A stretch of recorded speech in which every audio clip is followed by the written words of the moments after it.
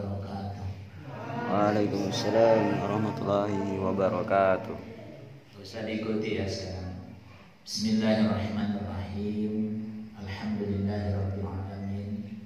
Wa bihi nasta'inu ala umuri dunya waddin. Wassalatu wassalamu ala asyrafil anbiya'i wal mursalin wa ala alihi wa sahbihi ajma'in. Amma ba'd. Segala puji hanya milik Allah, Tuhan yang menguasai alam jagat raya ini, yang tak henti-hentinya, tak bosan-bosannya menganugerahkan nikmat karunia kepada kita semuanya.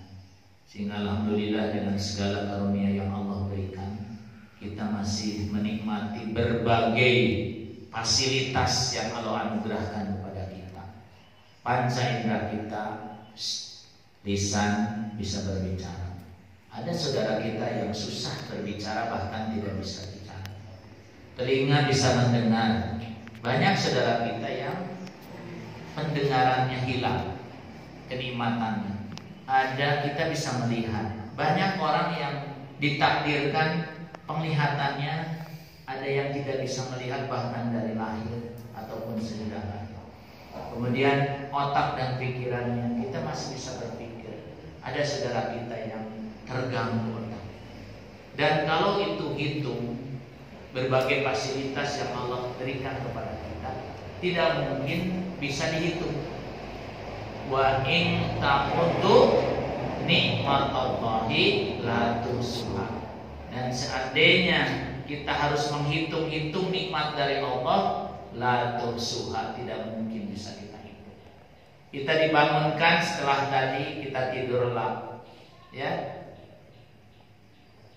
Padahal kita tidak minta. Ada yang minta tidak sebelum tidur, ya Allah, saya minta besok dibangunkan ya Allah. Ada yang minta malam itu tidak?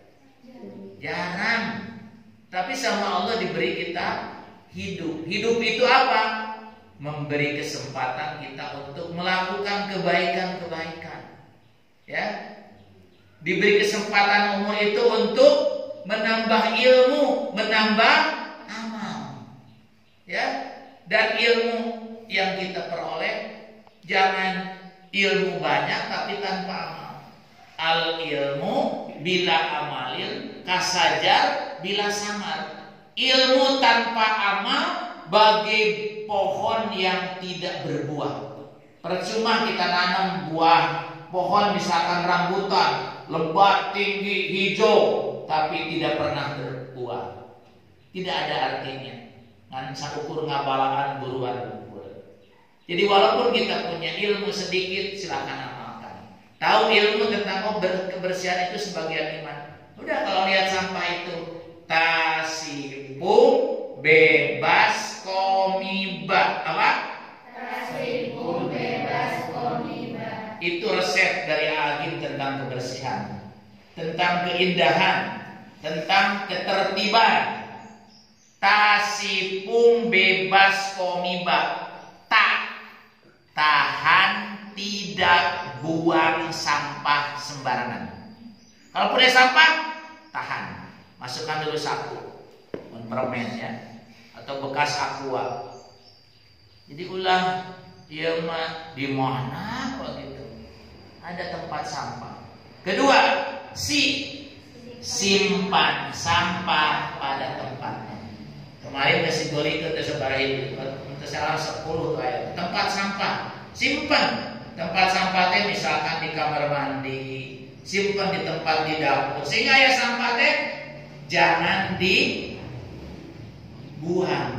Sampah pada tempat nyaman. Kalau dibuang belum tentu masuk ke tempatnya, tapi kalau disimpan pasti masuk. Simpan sampah pada tempatnya. Itu ibadah bukan? Ibadah. Ibadah itu sesuatu yang bakal diberikan pahala. Nyimpen sampah saja sudah ibadah. Bahkan kita sedekah itu dengan senyum kan. Tasipung, pungut sampah, insya Allah sedekah.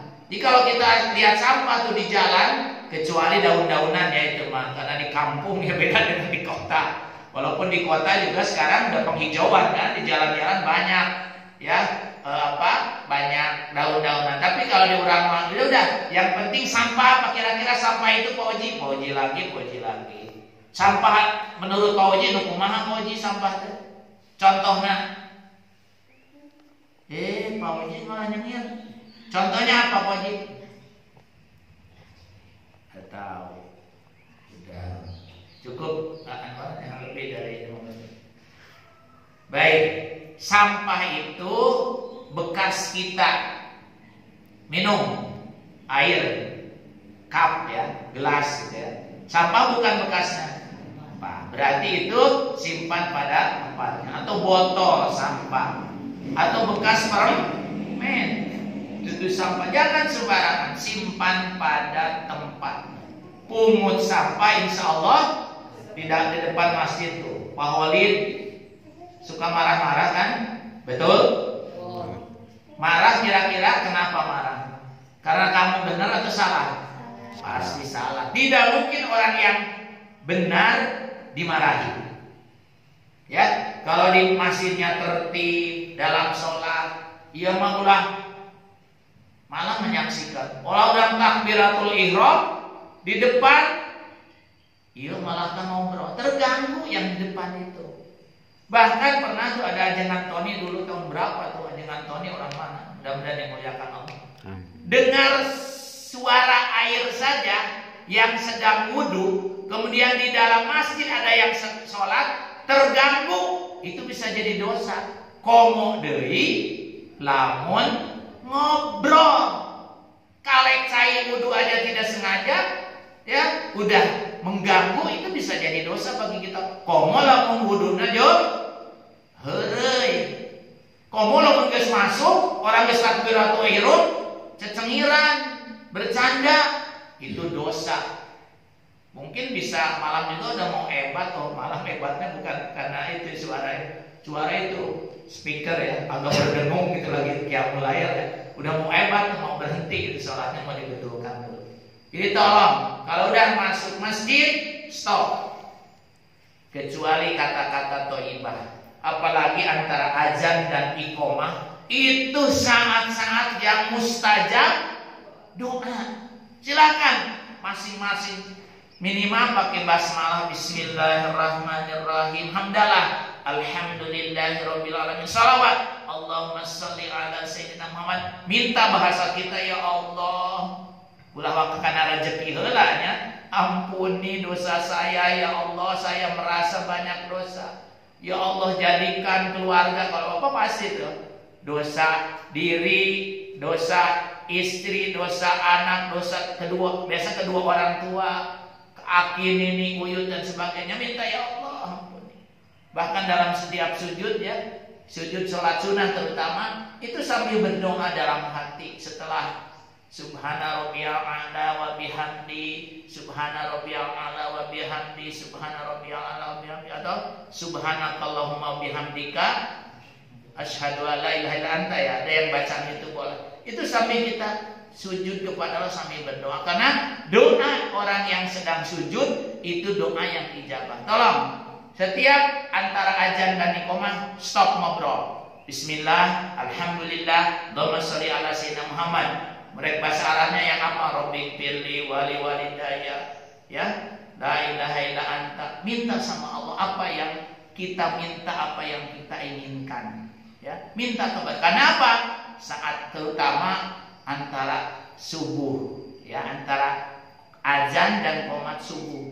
Makanya tolong ketika antara azan dan qomat itu harus ada jeda. Kalau di Arab itu sadaqah bisa 20 menit tuh, menunggu qomat setelah azan. Kenapa? Kalau jamaah di Masjidil Haram kan di Madinah jutaan jamaahnya, jadi memberi kesempatan jangan sampai ketinggalan takbiratul ula, takbir pertama.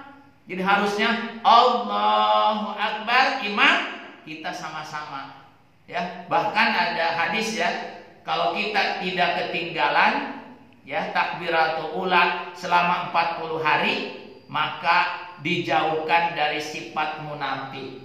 Itu ada di dalam keterangan. Jadi orang itu ada yang sampai ngejar-ngejar sampai naik ojek, hayang ngejar supaya sholat nanti tidak ketinggalan takbiratul ula. Makanya